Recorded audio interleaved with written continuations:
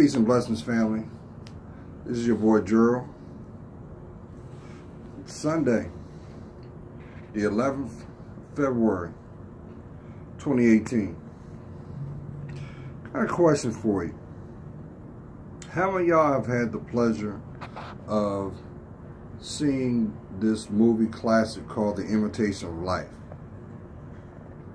If you haven't seen it, it was done by Lana Turner and Natalie Wood when Natalie Wood was young. And every year I watch that movie, they always show it right around, seems like around Easter time, and then right behind it they always play Cooley High. And that was just like a custom tradition that those two movies always played back to back. But little did I know that that movie would have so much relevance today, because there are countless people that are doing just that. Instead of claiming their identity, investing in their lives, they're just a carbon copy of who they really are. They are distracted by the things that are found outside your door instead of the things that should be embraced within yourself. And with all these nuances to keep you from looking at what's in front of you, what you stand on, what defines your character, and ultimately will have an impact on your lineage, your legacy. The whole purpose and the reason for it all, it seems like it's taking a back seat to some. And then there are some that will unfortunately spend a great deal of their time running from the truth. Well, you already know me. You know my position on transparency. You also know my position on speaking your truth. But the one thing that I've always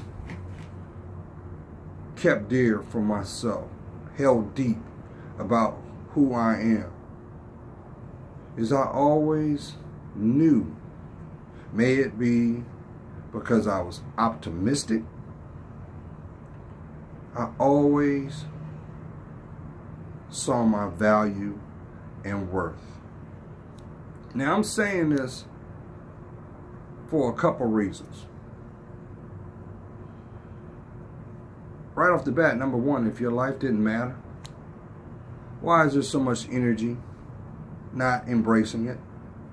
Why is there so much energy to imitate it than declare it? Why is it that conversations and dialogues that need to be discussed, which require truth, are demarginalized to the lowest bidder? See, right now, I've come to realize that we live in a social time where we are proverbially embracing opposites. And I'll explain. The things that should be celebrated and sacred, there's no energy there. But the things that deplete you, the things that demoralize you, the things that exploit you, oh, they are treasured. Who put that flyer out? Who convinced you not to love yourself? Who said that you wasn't good enough? But yet, you look outside your window and there is somebody that wants to be just like you. Walk, talk, or even take your identity. Yeah. What do you think was going on with everything in the financial realm? Identity theft. But yet you don't see these nuances. You do not see the importance of being you.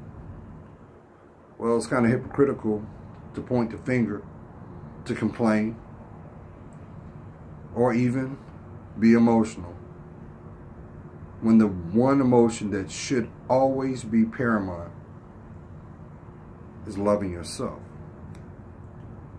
But then I understand there are those that are going to quickly denounce you doing the right thing. They're not going to accept a road less traveled and will prefer that you take the road traveled.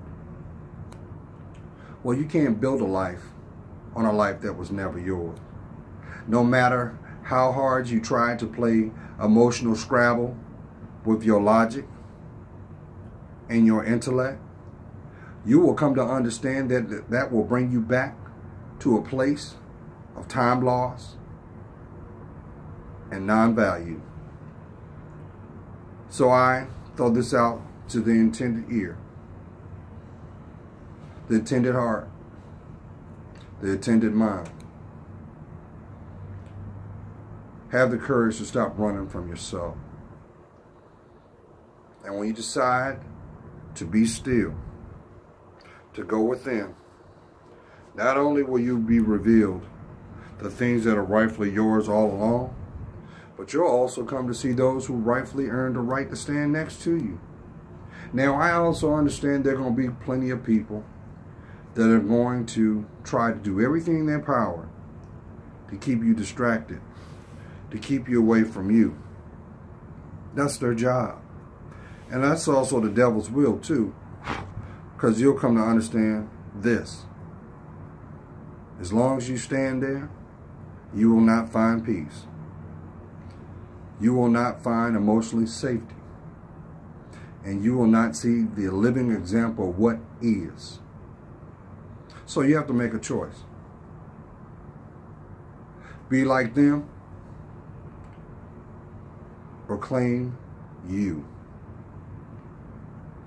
Now, on a sidebar note,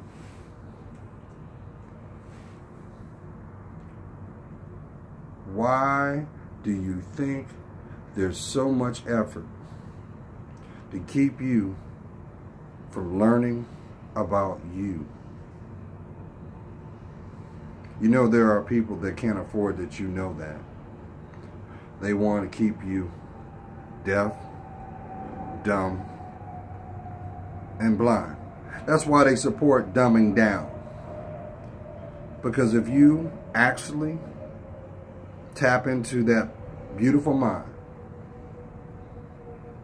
you'll find treasure there. You'll find greatness there. And you'll find what power looks like. And it looks like you. God's praying for you. You know I am. I see your worth. And for that, it helps me discern mine. And yeah, this is the season of the ant and the grasshopper. The ant will stay vigilant to its purpose, good or bad. The grasshopper will continue to play, only to realize that it has already played itself. Be blessed.